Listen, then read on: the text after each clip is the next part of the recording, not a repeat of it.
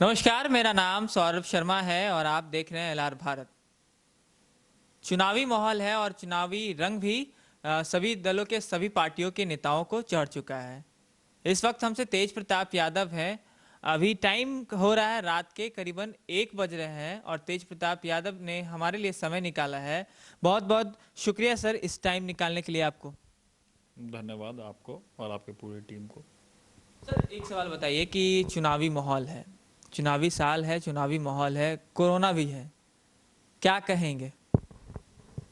देखिए, चुनावी माहौल तो है और साथ साथ कोरोना भी है, तो ऐसे सिचुएशन में कैसे हैंडल करना है और चुनाव का भी किस तरीके से तैयारी करना है और साथ साथ सोशल डिस्टेंस का भी कैसे पालन करना है, उसको भी लगातार हम लोग अपने ऐसे सिचुएशन में भी, जो कि कहीं कहीं लॉकडाउन है और कहीं कहीं ऐसा लग रहा है कि सड़कों पे तमाम रोडों पे गाड़ियाँ वगैरह, मार्केट वगैरह, हाट वगैरह सारा खुल चुका है।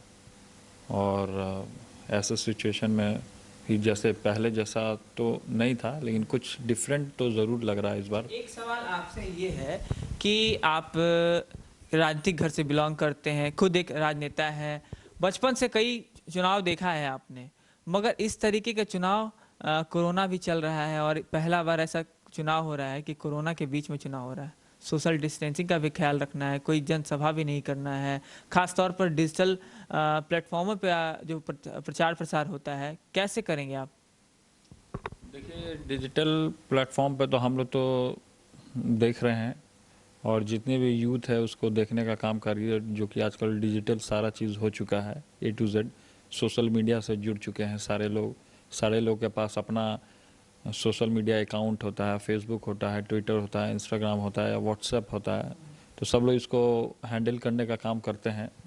और ऐसे सिचुएशन में हम तो ये कहेंगे कि डिजिटल जो जिस तरीके से सरकार बोला कि डिजिटल चुनाव करने का काम करेगी और जनसभा नहीं करेगी, भीड़ गैदरिंग नहीं होगा और वीडियो कॉल के ज़रिए या वीडियो कॉल पे बात करने का काम करेगी, तो हम ये बताना चाहते हैं कि पूरे ग्रामीण में जो ग्रामीण वासी हैं वो तो सोशल मीडिया का उतना इस्तेमाल नहीं करती है, तो कहीं ना कहीं ये तो पूरे तरीके से आप देख लीजिए, जो अब हमारा गरीब वोटर होगा, अब वो डिजिटल कैसे करेगा वो, तो उसके पास न अभी भी कई एक जगह गांव में, कस्बे में मोबाइल उतना उपयोग नहीं होता है, नेटवर्क नहीं रहता है। तो ऐसे सिचुएशन में भी सरकार को सोचना होगा कि जिस तरीके से पहले जो चुनाव होता था उसी तरीके से चुनाव हो, और इसमें चुनाव में भी जैसे वोट डालने अगर जाएं, घर से निकले बाहर जाएं, तो सोशल डिस्टेंस का पालन करें, वहाँ भी सोशल डिस्टेंस का पालन हो, तो इस तरीके का कुछ होना चाहिए। क्योंकि अभी भी जो हमारा देश है पूरी तरीके से उन्नति नहीं हुआ है, उसकी उन्नति नहीं हुई है, और कहीं ना कहीं जो डिजिटल का जो बात कर रही है सरकार, केंद्र सरकार, तो इसका देखिए कहीं ना कहीं विरोध तो ज़रूर होगा। चलिए एक चीज़ जानना चाहते हैं, आपसे जानना भी चाहेंगे कि जिस तरीके से ये बीजेपी, जिस तरीके से उनका आईटी मजबूत है और जिस तरीके से सोशल मीडिया पर उनका प्रचार प्रसार होता है, कहीं ना कहीं आपकी पार्टी जो है और महागठबंधन जिस तरीके हम बता रहे हैं आपको, सोशल मीडिया पे हम लोग भी एक्टिव रहते हैं, ऐसी बात नहीं है कि केवल बीजेपी ही एक्टिव रहती है। सोशल मीडिया पे हम लोग भी एक्टिव होते हैं, और सोशल मीडिया पे ही नहीं, हम लोग धरातल पे भी एक्टिव रहते हैं।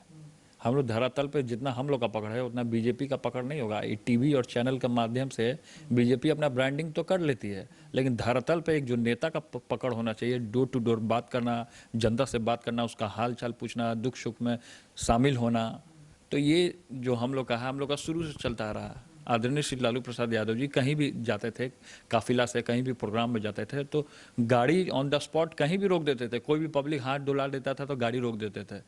तो ये चीज़ उन लोगों में नहीं है, उन लोगों में केवल ब्रांडिंग करेंगे, मोदी जी अपना ब्रांडिंग पे आधा से ज़्यादा पैसा खर्चा कर देते हैं, तो ये सारा चीज़ें है। सोशल मीडिया पे ऐसा नहीं है कि हम लोग एक्टिव नहीं है, हम लोग पूरे तरीके से एक्टिव हैं सोशल मीडिया पे, और धरातल पे बहुत ज़्यादा एक्टिव हैं हम लोग। ठीक है, चुनावी बात कर लेते हैं। सोशल मीडिया का ज़माना है और सोशल मीडिया के तहत ही इस बार चुनाव होने वाली है, साफ तौर पर ये संकेत हैं जो, मगर सवाल ये है कि सोशल मीडिया का दुर्व्यवहार भी होता है, उसका दुष्प्रचार भी किया जाता है, तो उसको कैसे रोकेंगे आप? आपकी पार्टी के लिए भी एक विकट परिस्थिति सामने। देखिए, सोशल मीडिया पे जिस तरीके से आरोप लगाया जाता है, तो उस तरीके से हम लोग जवाब देने का काम करते हैं सोशल मीडिया पे, ऐसा नहीं है। कि बहुत सारे लोग ऐसा होते हैं कि फेक अकाउंट भी बना देते हैं, हैक भी कर लेते हैं। तो ये सब है कि जिसकी पॉपुलैरिटी ज़्यादा बढ़ने लगती है तो उस तरीके का काम करने का काम करते हैं वो लोग। लेकिन हम लोग उस तरीके का निस्ता पे पॉलिटिक्स नहीं करते हैं। जो पॉलिटिक्स का जो काम है केवल जनता का उनको ऊंचाइयों तक पहुंचाना है, रात दिन उनका सेवा में, दुख सुख में शामिल होना है। तो ये सारा चीज़ हम लोग का सोशल मीडिया पे भी दिखता है और हम लोग करते भी हैं। अच्छा, एक चीज़ बताइए कि सोशल मीडिया पे अब चुनाव होने वाली है, मगर आप क्या करने जा रहे हैं? आपकी पार्टी क्या करने जा रही है? सोशल मीडिया जिस तरीके से आपकी पार्टी है, आप साफ तौर पे ये कहते हैं कि हमारी पार्टी जो गरीब गुरबों की पार्टी है, तो उसमें कहीं ना कहीं अशिक्षित लोगों की जिस तरीके से आप वोट जो होता है, जिनके फ़ोन नहीं चला सकते हैं, ना पढ़ सकते हैं, मगर आपको वोट देना चाहते हैं, उसको डाइवर्ट कैसे करेंगे? आप उसको समझाएंगे कैसे कि और कैसे वोट करने के लिए बचाएंगे? देखिए, उनको समझाने की ज़रूरत नहीं। आजकल की जनता जो बेवकूफ़ नहीं है, और ख़ासकर अपने संगठन के जितने भी लोग हैं, जितने भी पार्टी से मैं गरीबों की बात कर रहा हूँ। ही बात कर रहे हैं, गरीब का ही बात कर रहे हैं, क्योंकि अपनी संगठन जो है गरीब का ही दल है। ये ज़्यादा हम लोग वो डिजिटल और मार्केटिंग का बात नहीं करते हैं, हम लोग ज़्यादा धरातल पर बात करते हैं। ज़मीन से जुड़ा हुआ जितना भी मुद्दा है उसको हम लोग उठाने का काम करते हैं। तो जो गरीब जिस तरीके से जो है उसको हम लोग शुरू से ही, और उनको गरीब को समझाने की ज़रूरत भी नहीं है, वो खुद ब खुद समझदार हैं। अपने नेता का चेहरा देखेंगे वो समझ जाएंगे कि नहीं, हमारा नेता किस तरीके से हमारा सुख दुख में साथ देने का काम किया। और ऐसे सिचुएशन में भी जिस तरीके से आदरणीय श्री लालू प्रसाद यादव जी की जो विचारधारा है उसको लोग फॉलो करने वाले लोग हैं। अच्छा, एक चीज बताइए कि आपके पीछे में जो आप पीछे बैठे हुए हैं, बिहार तेज नीति लिखी हुई है। हाँ, क्या है इसका शीर्षक? क्या है शीर्षक? क्या है? शीर्षक ये है कि तेज नीति जो है कि जो हमारा जिस तरीके से तेज रफ्तार जो हम लोगों ने कार्यक्रम लगाने का जो काम किया पूरे बिहार में, और लगातार लॉकडाउन के सिचुएशन में भी हमने लालू रसोई का भी काम करने का काम किया। तो हमारी पूरी टीम की तेज रफ्तार, मतलब कि एकदम रफ्तार तरीके से हम लोग काम कर रहे हैं। तो उसको हमने दिया है कॉन्सेप्ट कि तेज रफ्तार और तेजस्वी सरकार बनाने का है। और हमारे जो चाहने वाले लोग हैं उन्होंने ये पोस्टर लगाने का काम किया है, जो जिनका हमारा काम करने का शैली पसंद आया, उन्होंने ये हमको स्लोगन देने का काम अच्छा, किया। एक बताइए तेज प्रताप जी, जिस तरीके से प्रवासी मजदूर बिहार लौटे हैं, साफ तौर पर सभी का कहना है कि सरकार जो उनको जो वादे किए थे कि हम उनको ला रहे हैं, व्यवस्था कर रहे हैं। क्वारंटाइन सेंटर के बारे में साफ तौर पर नीतीश कुमार ने संकेत दिया है कि अब हम क्वारंटाइन सेंटर में नहीं रखेंगे, अब हम उनको घर में क्वारंटाइन करेंगे। ठीक है, अच्छी बात है। क्वारंटाइन सेंटर आपने ये एक्सेप्ट कर लिया, अपने मुंह से ही आपने एक्सेप्ट कर लिया क्वारंटाइन सेंटर कि किस तरीके से बदतर स्थिति में है आपका क्वारंटाइन सेंटर, इसलिए आपने एक्सेप्ट कर लिया क्योंकि आपके पास वहाँ फैसिलिटी नहीं है। ये अच्छी बात है, आपने अपनी गलती को खुद माना है और रियलाइज़ किया है। तो ये अच्छी बात है कि क्वारंटाइन सेंटर आप घर सुधार करने की जरूरत थी कि नहीं? सुधार करने की एकदम ज़रूरत है। अगर ये चाह रहे हैं नीतीश कुमार की सब जगह क्वारंटाइन सेंटर और घर में, प्रवासी मजदूर जाएंगे तो घर के लोगों को भी तो इन्फेक्टेड करेंगे ना। इन्फेक्टेड करेंगे, लेकिन वैसा फैसिलिटी अगर कर देंगे तो कोई इन्फेक्टेड नहीं होगा।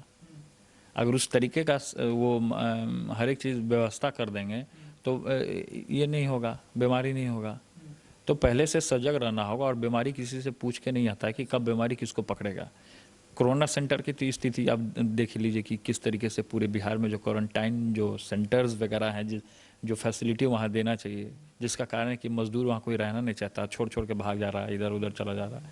तो आपने वैसा साधन नहीं दिया है। चलिए, आपकी पार्टी जो है लगातार जो है सरकार को घेर रही है। गोपालगंज नरसंहार पे लगातार आप हो या आपके छोटे भाई तेजस्वी यादव हो, आगाज दिया है, उन्होंने गोपालगंज जाने की बात कही थी, मगर पुलिस ने बर्बरता पूर्वक उनको रोका, उनके घर के बाहर उनको निकलने नहीं दिया।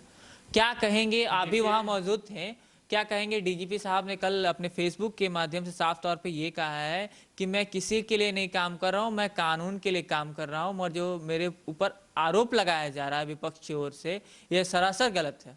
मैंने लालू जी के रीजन में भी काम किया है, नीतीश कुमार के साथ भी काम किया हो। ठीक है, लेकिन अभी तक अपराधी पकड़े क्यों नहीं गए? हम तो ये तो जनता सवाल मांग रही है ना, जनता सवाल कर रही है डीजीपी साहब कि अभी तक जो क्रिमिनल्स हैं, जो खुलेआम क्रिमिनल हथियार लेकर के पटना के चौराहों पे भटकने का काम करता है, वैसे क्रिमिनल को आपने क्यों नहीं पकड़ा है? क्यों खुली आज़ादी दे दी है सारे प्रशासन के लोगों को कि क्रिमिनल को मत पकड़ो?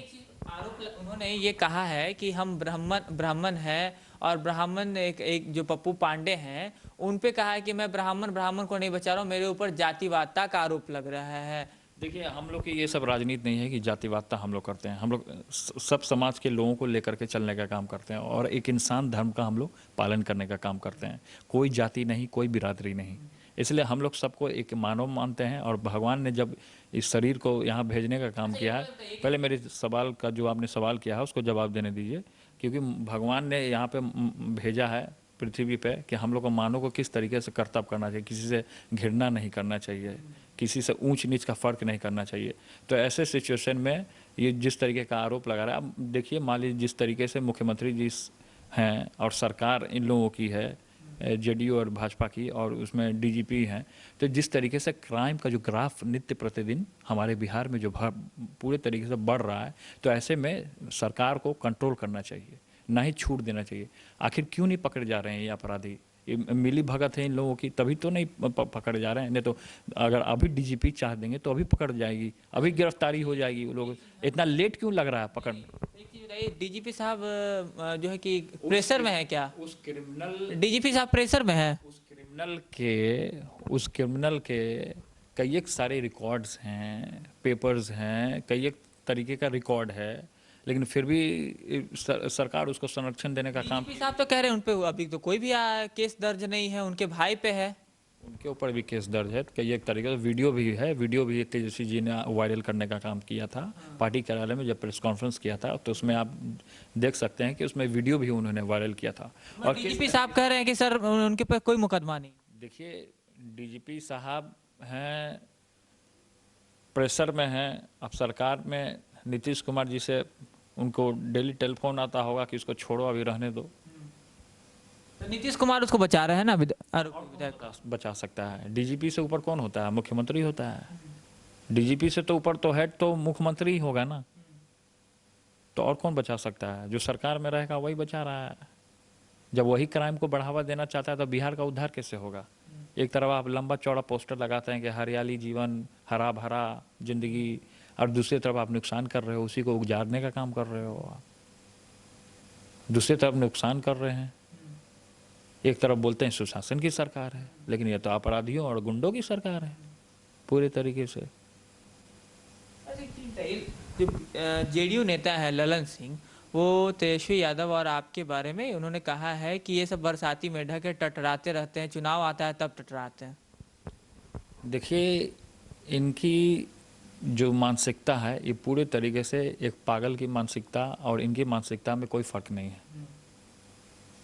एक पागल की मानसिकता और एक इनकी जो मानसिकता है राजनीति करने की, इनको इतना भी ज्ञान नहीं है कि उम्र में हम छोटे हैं और बड़े छोटों का लिहाज होना चाहिए। लेकिन इनकी जो मानसिकता है, और यह तो हमसे भी ज़्यादा पहले से राजनीति में है, तो इस तरीके की भावना नहीं रहनी चाहिए। हम इस तरीके का भावना और इस सब का प्रयोग नहीं करने का काम करते हैं। ये लोग ने यही पढ़ा है। अब तो सामने दिख रहा है कि कितना महाजंगल राज है ये। इनकी जो मानसिकता है, ये क्या देश का उद्धार करेंगे, ये क्या बिहार का उद्धार करेंगे, ये क्या नौजवानों का उद्धार करेंगे? ये जब इस तरीके का शब्द का ये प्रयोग करते हैं तो ये क्या बिहार को आगे बढ़ाने का काम करेंगे? ये तो मानसिकता इनकी दिख रही है, जो इनके लैंग्वेज से छलक रहा है। तमाम लोग देखने का काम कर रहा है कि किस तरीके से इनकी मानसिकता है। ये तो आप पे ही आरोप लगा रहे हैं, कह रहे हैं कि लालू जी की सरकार थी तो कहाँ रोजगार हुआ? आज रोजगार होता तो पलायन कहाँ मजदूर करते? कितना यूनिवर्सिटी देने का काम किया, कितने शिक्षकों को बहाल करने का काम किया? जवाब दीजिए। आधे से ज़्यादा शिक्षक तो हड़ताल पे बैठे रहते हैं। ना ही इनको ना शिक्षकों को वेतन देने का काम हुआ है, ना ही परमानेंट करने का काम किया है। चाहे किसी का भी फील्ड हो, कोई भी फील्ड हो, किसी भी फील्ड में चले जाए, कर्मचारी सब बेहाल है पूरे तरीके से। सरकारी कर्मचारी बेहाल है पूरे तरीके से। वेतन बढ़ाने का काम होता है तो वेतन नहीं बढ़ाया जाता है।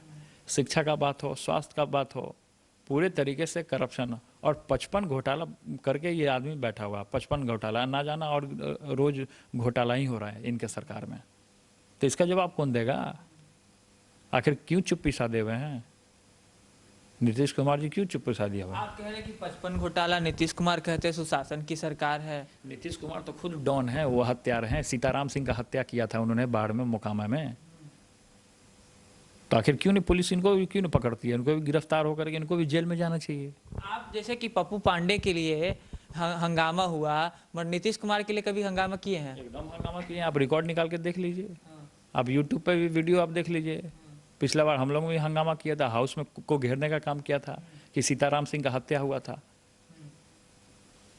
लगता है कि आपको पता नहीं होगा, आप पता कर लीजिए, आप देख लीजिए। इसका जो है कि इसकी शिकायत जो राज्यपाल से किए हैं, राज्यपाल से किए हैं। जो हम किए हैं, हम लोगों ने किया था, तेजस्वी जी ने किया था, सब लोगों ने किया है, लेकिन अभी तक साक्ष्य नहीं आया, अभी तक इनकी भी गिरफ्तारी नहीं हुई।